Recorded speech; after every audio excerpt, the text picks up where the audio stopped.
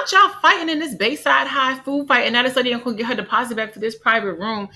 Y'all, let's talk about Basketball Wives Orlando episode 4. And why who gonna clean all this up?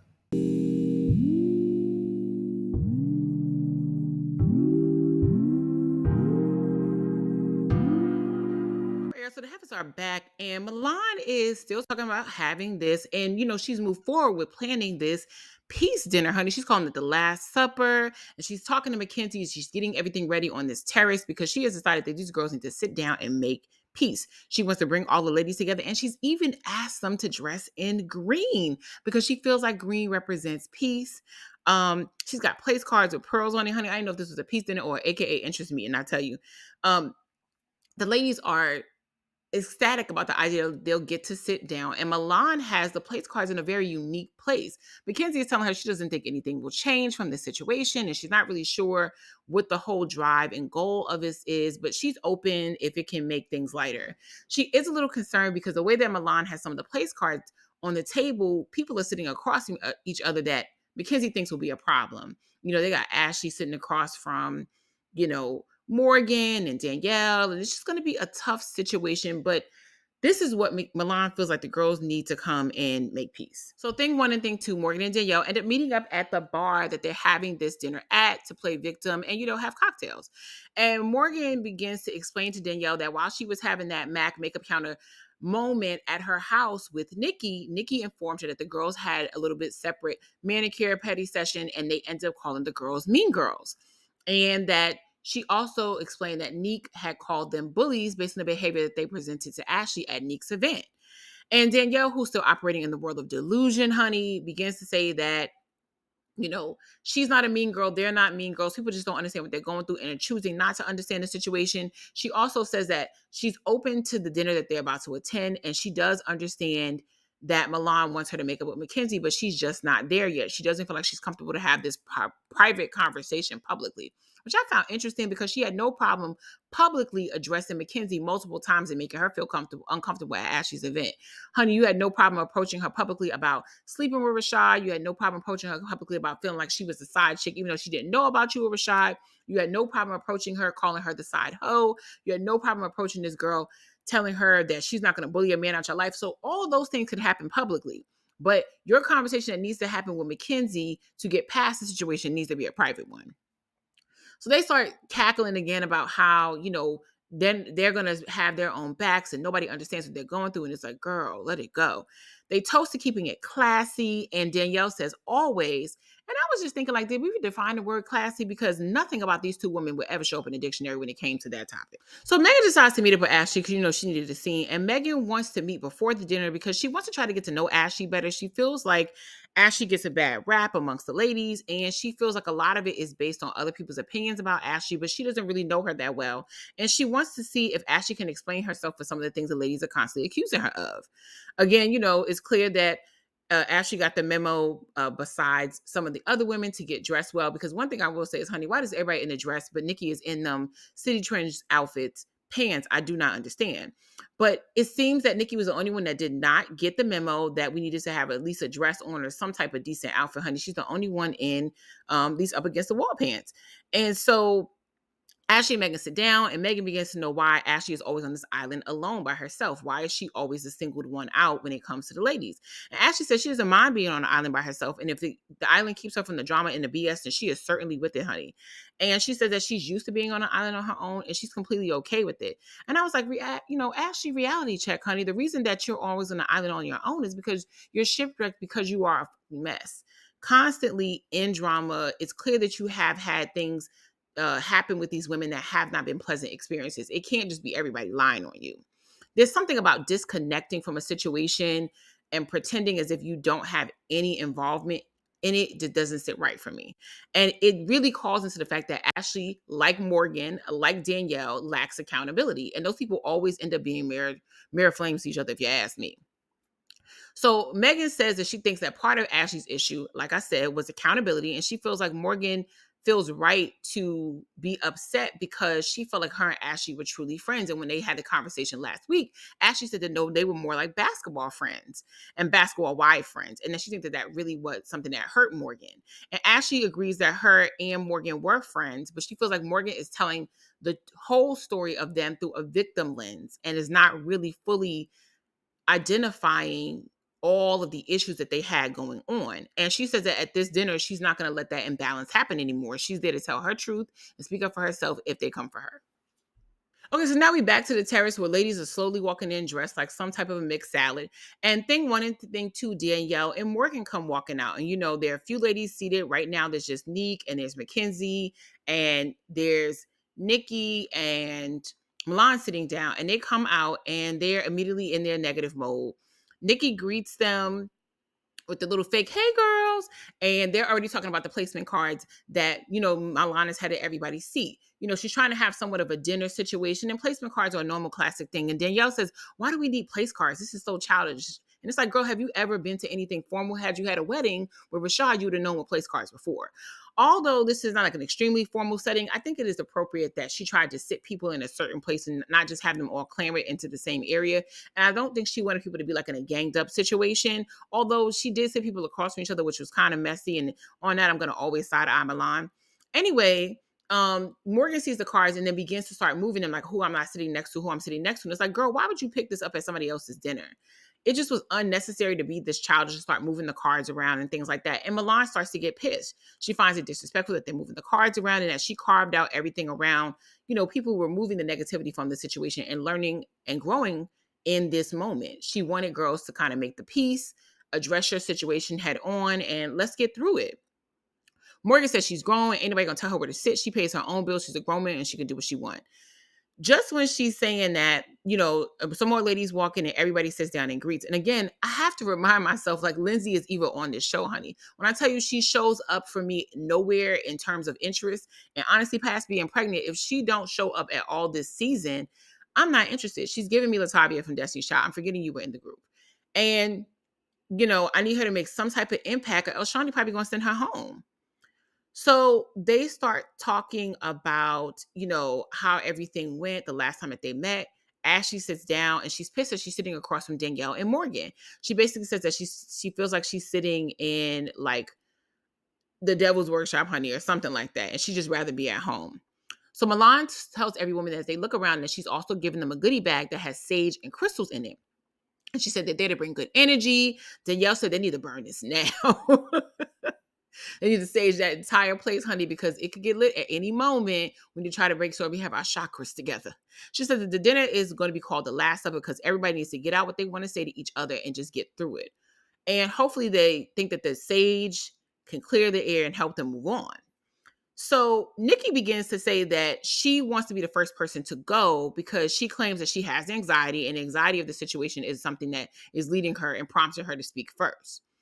She says she means no offense, but Nikki, you are like the least important person at this table besides Lindsay. So we really didn't need the drama for you or be the first person to go. It clearly is that you're trying to make a scene for yourself and set it off in some particular way, honey, because really you're not involved in any of the mix. Well, now you are because you inserted yourself once again, but I just feel like she was trying to make a moment for herself. So before Nikki could even finish her sentence about wanting to address things that were going on, Milan, starts to have conversation and then Morgan starts to say like, hey, we need to know what's going on between these two girl groups. And Nikki, Milan basically, Megan starts to jump up and say, well, she starts to interrupt and say that she feels like she's strong around cultural appropriation. Megan, please. And she said that she feels like Ashley, wearing the hair was made to be a joke because it's really uncomfortable to see Ashley wear the hair. And she basically says that, it's uncomfortable when you see non-people of color or white folks or whatever try to wear black hairstyles and they do too much. And that's why I felt tight. And Ashley goes, do you think that I'm not black? And when I tell you Megan froze because she had no idea what to think or say at that moment, like she really thought she ate. And then Ashley was like, wait a minute, girl, let me clear the plate. And she says that people always assume that she's not black. And that she shouldn't leave locks. I just thought this locks black conversation needed to be left alone. There was nothing actually wrong with Ashley's hair. A lot of people when they first get their hair done, braided or whatever, it can feel tight depending on who the braider is or whoever is twisting your locks. It happens a lot, and that would normally loosen up. The locks did not look bad on Ashley. I understand what people are saying sometimes when the braids could just look ridiculous. The hairstyle was boho locks. It looked fine. The hair color looked good on her. She didn't have too many in. She didn't have too little in. It was just some way to sort of get at her. And Ashley corrected to let her know, look, I'm mixed, so I don't even know what this conversation is about. And when I tell you it was really dumb and didn't make a lot of sense, it was stupid and it was like we needed to move on from this. So they start getting into a deeper conversation. And again, there's no food at the table about all of the drama that's been going on, and specifically the thing that Neek said when they were sitting in the pedicure chairs. And like I said, they moved on to a new topic, and yet it's still there is no food. Shawnee, if you're going to have these girls using all their physical strength to throw drinks at each other and possibly fight each other, honey, at least you could do is feed them and not just liquor. Anyway, Nikki goes on to make another point about how, she felt uncomfortable because Morgan and Danielle were being labeled bullies and being called that. And so the women are like, well, wait a minute, what's going on? Like, and, I hate people that do this type of thing in situations where they're actively participating in conversations and co-signing situations when they're not around other people. And then when they get around those people, they try to make it seem like, oh, these girls were talking about you. When in fact, girl, you were participating in the conversation and saying it made you uncomfortable as well. And you were active in that. You weren't a flyer on the wall. You were actively cackling like a hen. And now all of a sudden you don't want no parts of it. So Nick eventually owns up to the fact that she is the one that said the bullying thing because she feels like when they get together in this little key thing, it's always really messy and it makes for uncomfortable situations. And she starts to complete explaining how like she doesn't like the bully behavior. She's not around, she's not with the negativity and the behavior that they practice.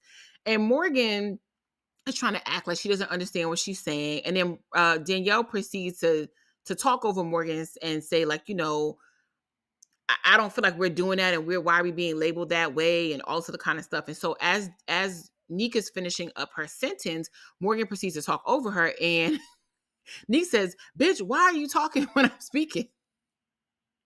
Now I have to say this: calling Morgan out her name was absolutely incorrect, but I appreciated that Neek gave them some of their own medicine back and gave them a taste of that. I don't think she should have called Morgan out her name, but I love that she wasn't afraid of them in that moment because they really capitalized off of the fact that both Ashley and Mackenzie probably aren't physical fighters and like really super confrontational. Maybe Mackenzie more so than Ashley. And so the feeling is like I could just keep going at you because you really ain't gonna do nothing. And the fact that at that moment Nick wasn't afraid of Morgan, I noticed it was different because Morgan goes, well, you don't know me well enough to call me a bitch. Now we know if Ashley had said that word to her, she would have gotten up to her table and been ready to fight her. But when Nick said it, she thought about it for a second and then calmly said what she said.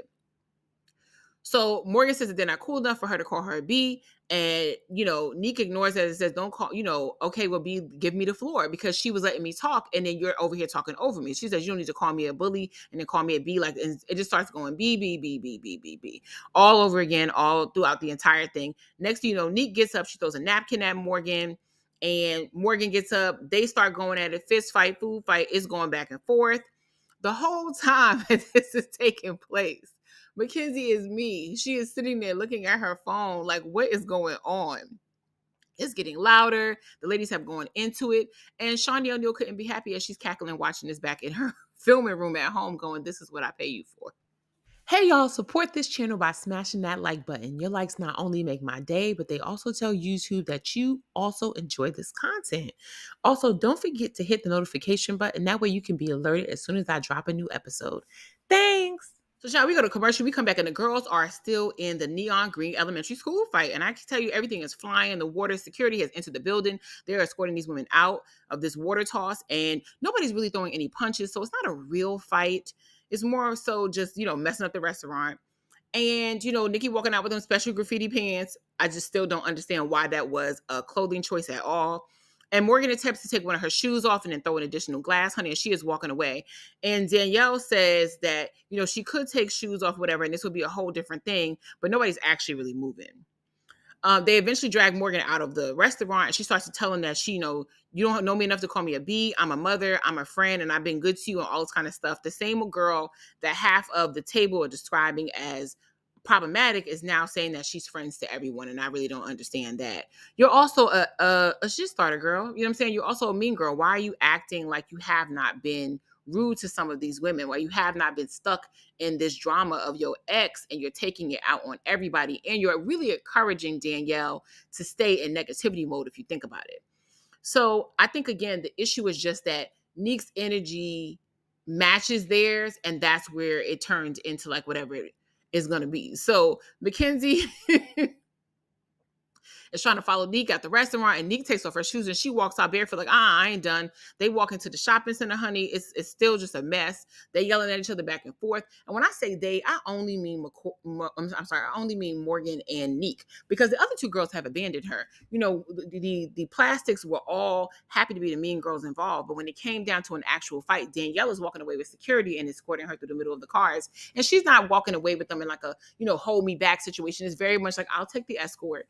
And Nikki has jumped into an SUV and is off to the side, honey. And the only person in the middle of the parking lot, barefoot on asphalt, is Ashley yelling back and forth. And Nika's like, where's your mans? Where's your mans? Like, where's your people that was supposed to have your back? And now all of a sudden, when it got into an actual situation, you're the only one standing here arguing back and forth with me. Now that somebody has met your energy, your little a gang of cronies has moved over to the side, and now it's just you by yourself. So they go back and yelling back and forth. Nobody's actually really doing anything. And security eventually escorts Neek back into the building. They escort Morgan off to the side. Nikki pulls up in the SUV like, girl, what's going on? And I'm just like, see what happens. Don't be involving yourself in these situations, because these girls, the same girl that told you all this happened and wanted to confront the situation, is the same girl that ran away when it got serious. One last thing about the sum up of the fight, y'all. So they walk Neek back into the restaurant, and Mackenzie and Ashley with her, and they're telling her like, girl, come on, Morgan's not worth it.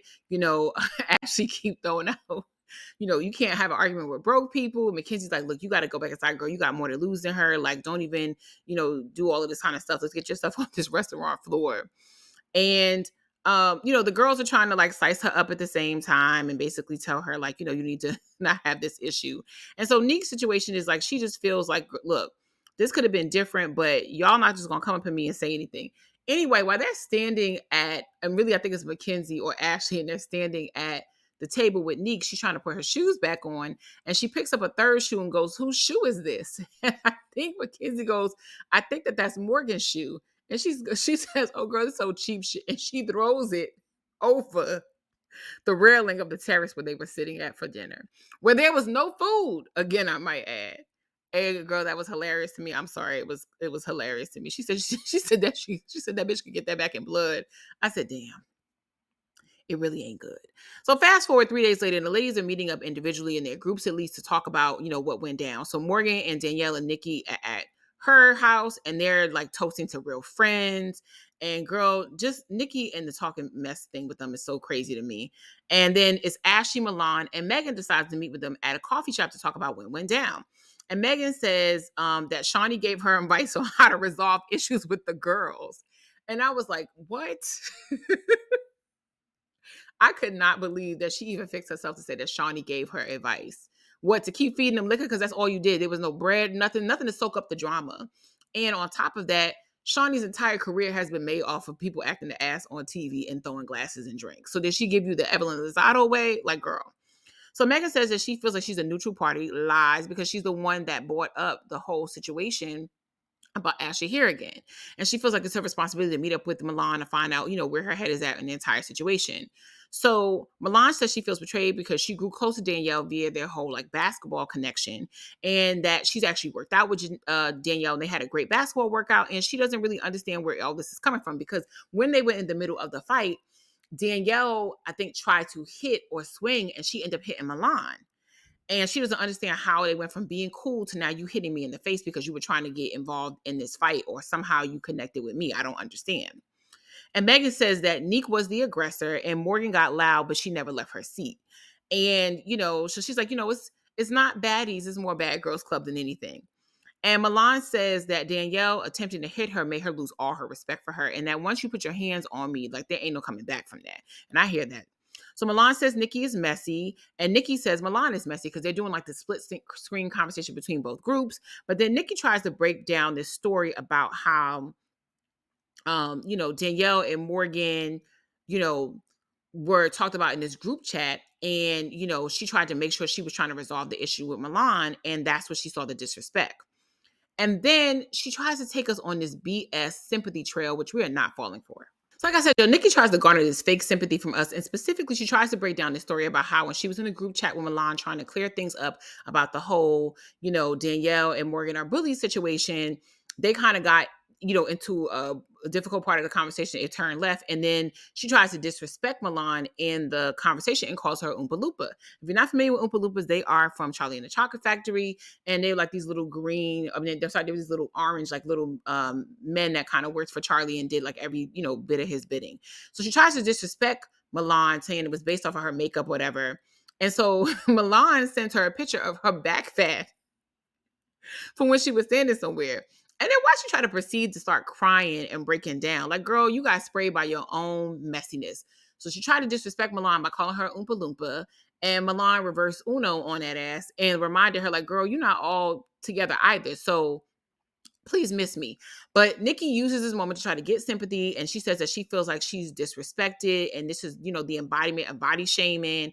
And like, what time do you have to actually take a picture of somebody's back fat and to turn around? And then she says that, it bothers her because she, has issues around her body. And whenever she's in depressed mode or whatever, she starts to eat or whatever. And girl, nobody is buying these violins. At the end of the day, you try to disrespect this girl and she disrespected you back and you couldn't take that. And she starts to say, like, it's an issue for her with her body and, it's all this other stuff. And it's like, girl, all this might be true, but we're not into it. And so she basically says that, she's pissed off about the situation. She feels like they're fake. And it's like, had y'all not tried to gang up in this fake tough girl Voltron, it wouldn't have been this issue. And trying to take down Ashley, it just made it even worse. So Danielle talks about how people don't know what they're going through and everybody wants to just label them as bitter. And Danielle sounds stupid at the end of the day.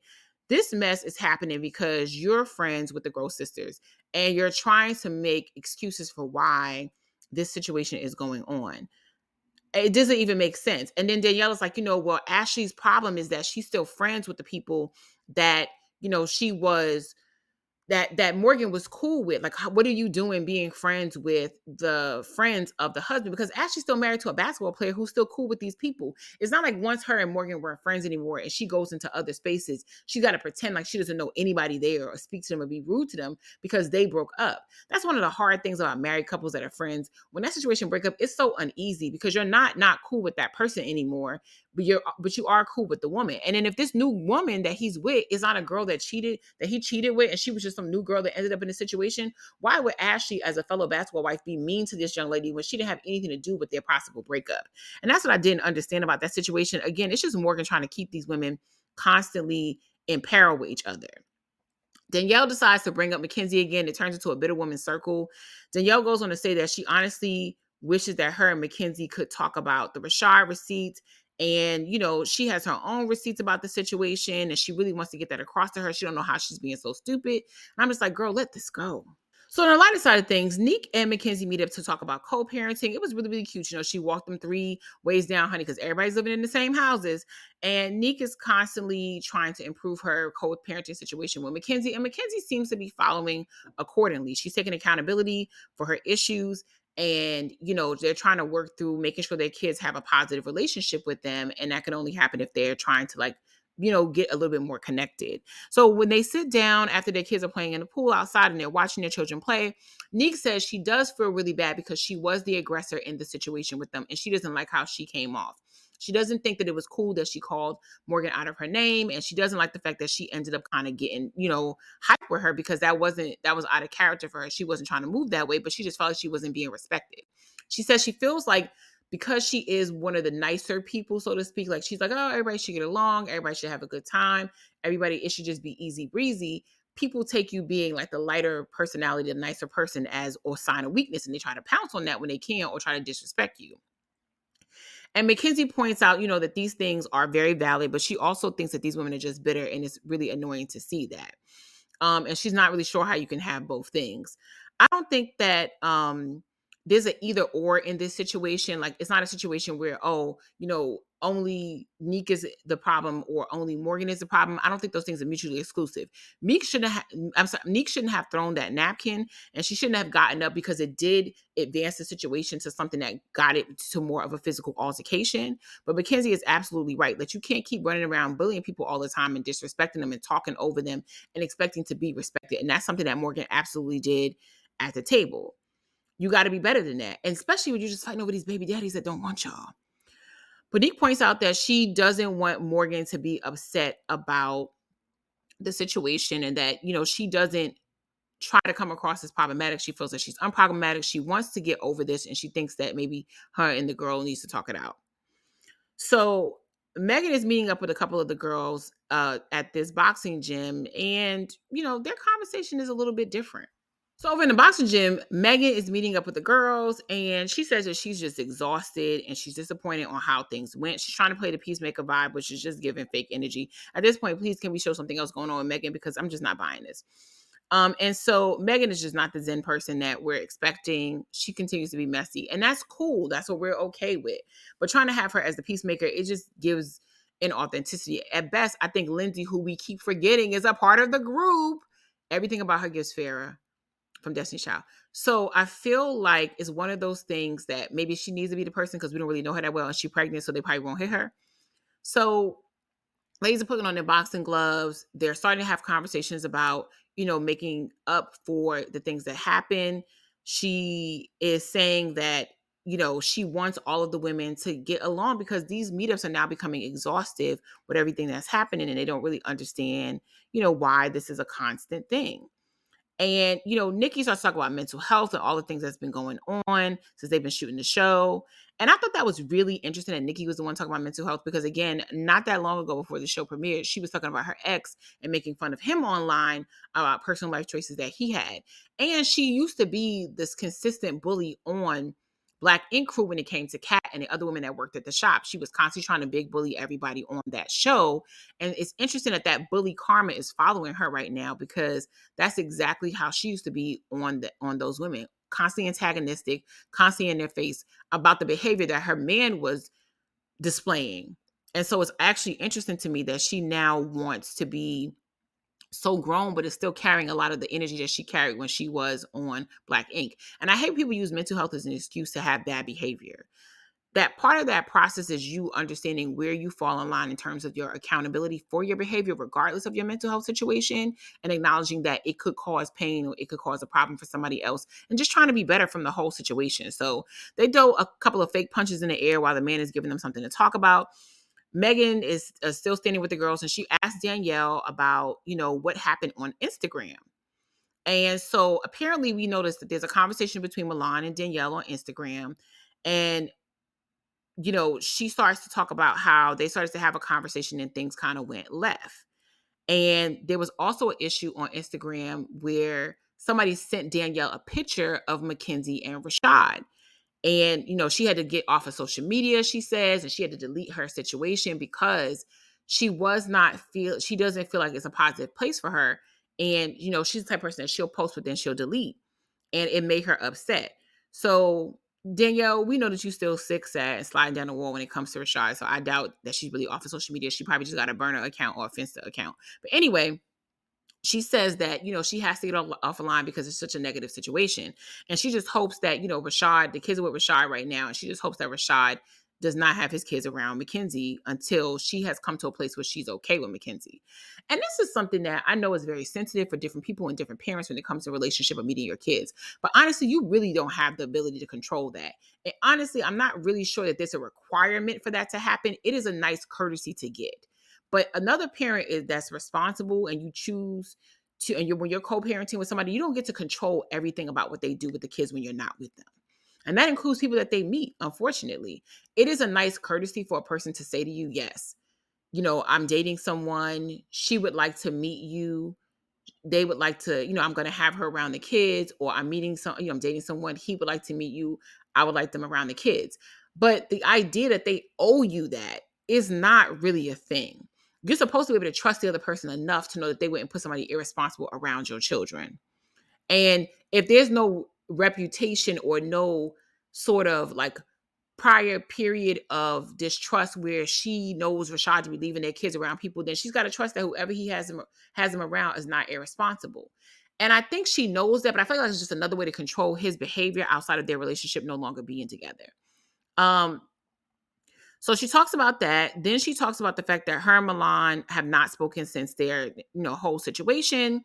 And that, they had a little bit of a conversation. She kept trying to send Milan text messages to explain that she was uncomfortable with what went down. And she apologized for the fact that she ended up hitting Milan by accident in the confrontation that happened with everybody at the table. But Milan has not spoken to her. She does not like that Milan is playing victim because she did try to reach out and Milan simply has not responded. And that's not the same thing as her not trying to take any accountability for her behavior. And she feels that she hopes that her and Milan can get better because she's tired of being in this bitter place. But then Morgan does the thing that I keep saying is the reason that misery loves company. She then says, well, friend, it's your process and how you feel is how you feel and nobody can rush you from that. And I realized in that moment, Milan just really wants somebody else to be in that bitter space with her. I feel like there are parts of Danielle that keep leaping out that want to be better than the situation she's in.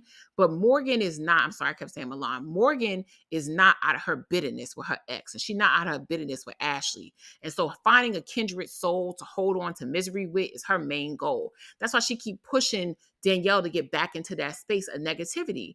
And that was so disturbing to watch. You should always watch out for people like that in your life. They're not friends. So Mackenzie and Milan meet up and they're still just trying to build this relationship and build a coolness to them. And, I'm fine with all the hanging out. I'm not sure if you can necessarily always be best friends with the baby mama.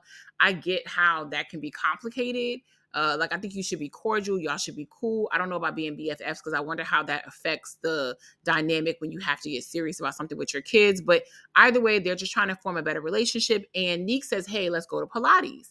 But because I think her mom is not in town and Dwayne is not in town, she has to take her son with her because, he doesn't have anybody to watch him. So they're at Pilates. It's all positivity. It's all love. They're having a conversation about being in Orlando. And Neek says, one of the reasons the son has to travel with her is because she doesn't have a lot of family there. And I love that when they were in Pilates, Neek necessarily that she wants to film. She says she's an influencer. Does she mind if she films the Pilates class? Like she just wants to make sure it's okay. And I appreciate when influencers or people who want to film in the gym ask permission, especially people who are going to be in the filming or people at the gym that work there. It's such an annoyance nowadays to go to the gym and have everybody trying to be Steven Spielberg on their own workout, but catching everybody else in the process. Like, honey, ask permission before you just start filming people. Like, I don't want my fupa on your TikTok. Like, please be respectful when you are working out.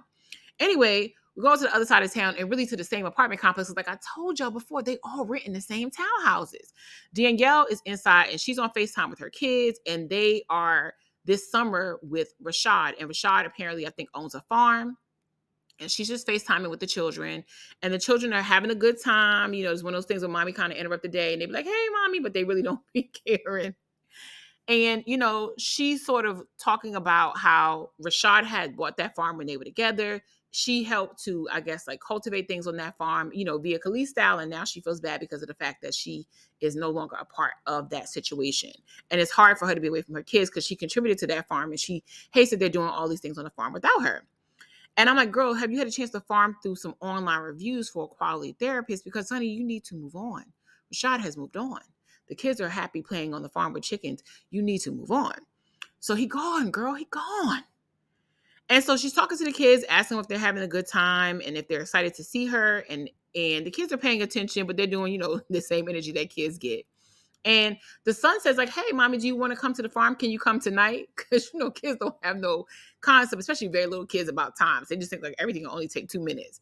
So she's like, no, she can't come or whatever. But she loves them. She misses them.